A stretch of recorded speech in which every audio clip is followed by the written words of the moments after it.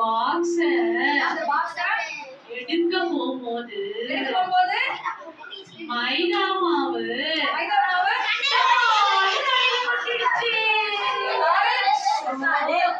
இது தப்பு தானே? அம்மா எடுக்க கூடாதுன்னு சொன்னா எடுக்க கூடாது தானே? அப்ப எடுத்ததால மைதா மாவு தலையில கொட்டிடுச்சு.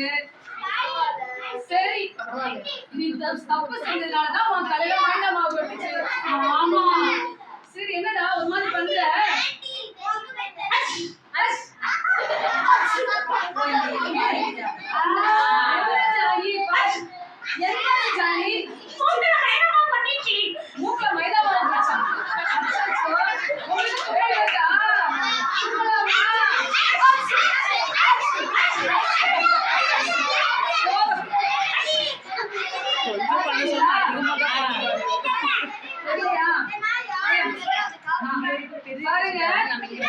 அது ஒண்ணுதான் தப்பு பண்ணிச்சு. இப்ப தண்டனை எல்லாருக்கும் வந்துச்சா? எல்லா சும்மல் போட்டான்ல, அது தப்பு பண்ணதுனால தப்பு எல்லாத்துக்கும் பரவிச்சு இல்ல. அதே மாதிரிதான் அன்னைக்கு ஏதேன் தோட்டத்துல ஆதாம் ஏவாள் மட்டும் தப்பு பண்ணாங்க. அவங்க பாவி ஆயிட்டாங்க. அதனால எல்லாருமே போதும். டேய் ஜானி, நீ தப்பு பண்ணதுனால எல்லாரும் சும்மல் போட ஆரம்பிச்சிட்டாங்க. சரியா? ஆமா, தப்பு பண்ணிட்டேன். சாரி. சரியா? சாரி சொல்லிச்சு. நீங்க பண்ணுவீங்களா? அம்மா சொல்றத கேட்பீங்களா? கேட்பீங்களா ஒழுங்கா? நம்ம தப்பு பண்ணா நமக்கு தண்டனை நிச்சயமா உண்டு. என்ன தப்புனாலும் சரி, தப்பு பண்ணா இந்த உலகத்துல நமக்கு தண்டனை உண்டு. அதுதான் இதை அனுபவிக்கணும். சரி ஜானி, இனிமே இந்த மாதிரி தப்பே பண்ணக்கூடாது. சரியா? பண்ண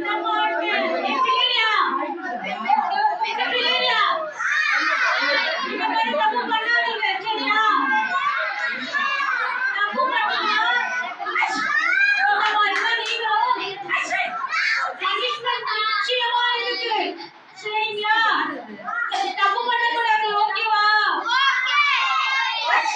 ஓகே சொல்லுங்க எல்லாரும். சரி பாய்மா, ஜானி இனிமே வரும்போது ஒழுங்கா ட்ரெஸ் போட்டுட்டு வராத. சரியா? சரி. பாய் சொல்லலாமா ஜானிக்கு?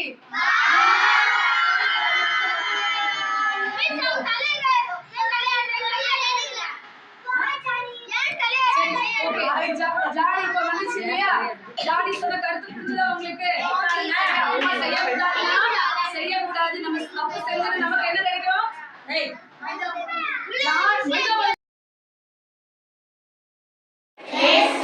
அவனை நோக்கி நானே உயிர்த்தெழுதலும் ஜீவனுமாய் இருக்கிறேன். என்னை விசுவாசிக்கிறவன் மரித்தாலும் பிழைப்பான். யோவான் 11:25.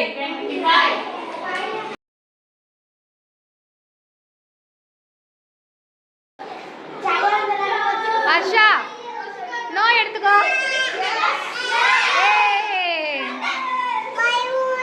இந்த தருவாங்க. சூப்பர்.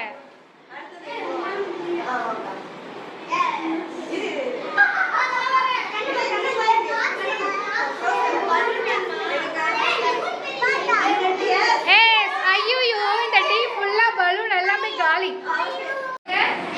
எல்லாரையும் நேசிக்கிறாங்களா? இல்ல ஒருத்தர் ரெண்டு பேரும் மட்டும் நேசிக்கிறாங்களா? எல்லாருமே என்ன பண்ணணும்? ஏசப்பா பிள்ளைங்களா அவருடைய பரலோக ராஜ்யத்துக்கு வரணும்ட்டு ஏசப்பா என்ன பண்றாங்க? ரொம்ப ஆசைப்படுறாங்க. அப்போ நம்ம என்ன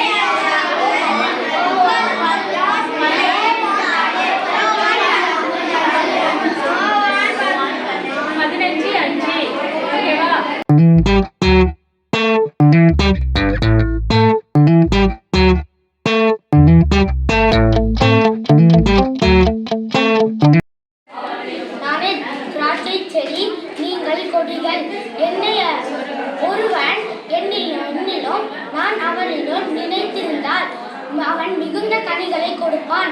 என்னை அல்லாமல் உங்களால் ஒன்று செய்யக்கூடாது. யோவான் 15:5. அவராலே அன்றி வேறு ஒருவராலும் ரட்சிப்பு இல்லை.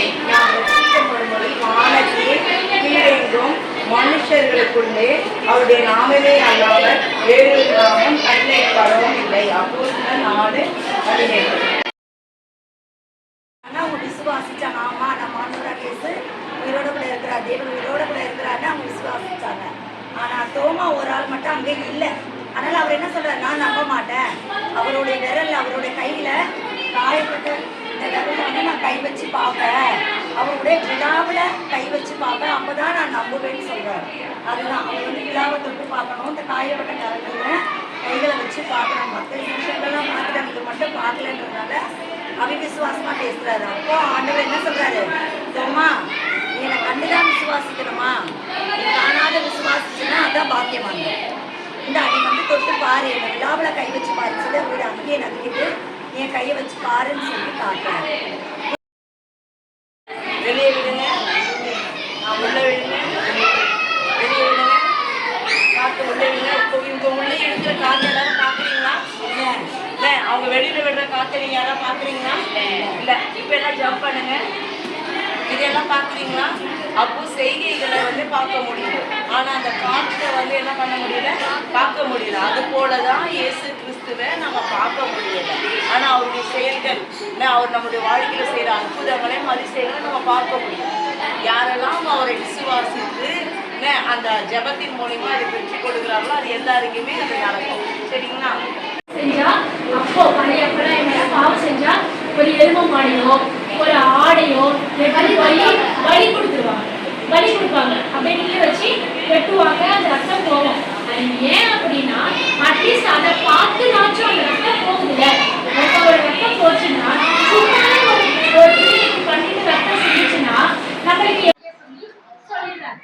அப்போ வந்து அந்த அந்த அந்த ஊர்ல வந்து எஸ்லேம்ல வந்து ஒரு பிரேயர்ல வந்து ஒரு கைதி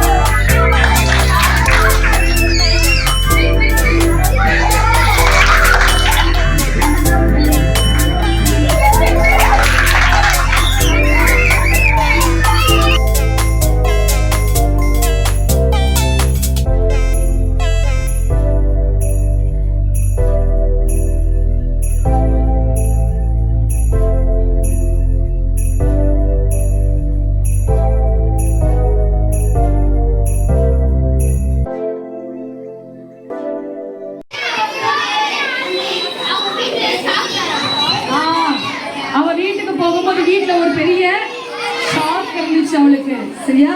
என்னன்னு பார்க்கலாமா?